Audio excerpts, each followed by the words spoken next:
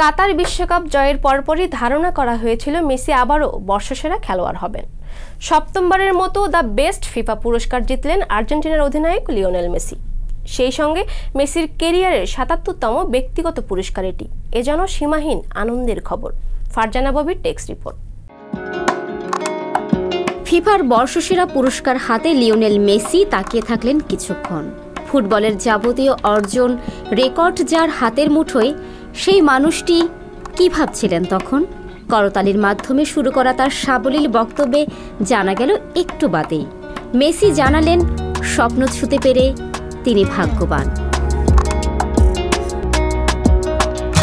এবারই প্রথম নয়, সপ্তমবারের মতো ফিফার বর্ষসেরা ফুটবলারের স্বীকৃতি পেলেন আর্জেন্টাইন মহাতারকা।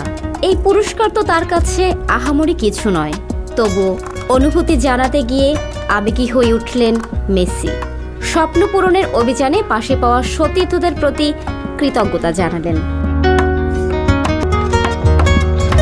৩৬ বছরের খরা কাটিয়ে আর্জেন্টিনাকে বিশ্বকাপ জিতিয়েছেন মেসি, হয়েছেন আসরের সেরা খেলোয়াড়। নিন্দুকের কম কথা তো শোনেননি মেসি। তার পায়ের জাদুতে অর্জন ফিকে হয়ে যেত দেশের হয়ে শিরোপার আক্ষেপে, কিন্তু ২ বছরেরও কম সময়ের মধ্যে জিতলেন ৩ আন্তর্জাতিক শিরোপা। এমন একটা বছর কাটানোর পর এটা তো অনুমেয় ছিল বছরের সেরা খেলোয়াড় হতে যাচ্ছেন মেসি। এবার শেষ হলো আনুষ্ঠানিকতার পালাও। ফুটবল জাদুকরের হাতেই উঠল ফিফা বর্ষসেরা ফুটবলারের স্বীকৃতি, the best FIFA men's player award.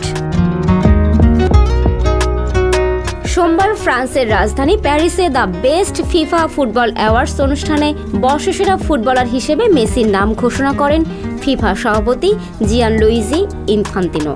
পুরস্কার হাতে মেসি বলেন, এটা অকল্পনীয়, দুর্দান্ত একটা বছর কাটিয়েছি।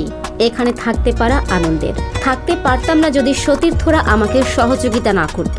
খুব কম মানুষই দীর্ঘদিন ধরে দেখা স্বপ্ন পূরণ করতে পারে। আমি পেরেছি এবং নিজেকে ভাগ্যবান মনে করছি। এই সুন্দর মুহূর্তটির জন্য অপেক্ষায় থাকা পরিবার ও আর্জেন্টিনার মানুষদের ধন্যবাদ জানাতে চাই। আমার এই স্মৃতি আজীবন মনে থাকবে। ফারজানা ববি, সংবাদ প্রকাশ। সংবাদ, ফিচার ও অনুষ্ঠানের জন্য ভিজিট করুন সংবাদ প্রকাশের ওয়েবসাইট এবং যুক্ত থাকুন ফেসবুক পেজ ও ইউটিউব চ্যানেলের সঙ্গে।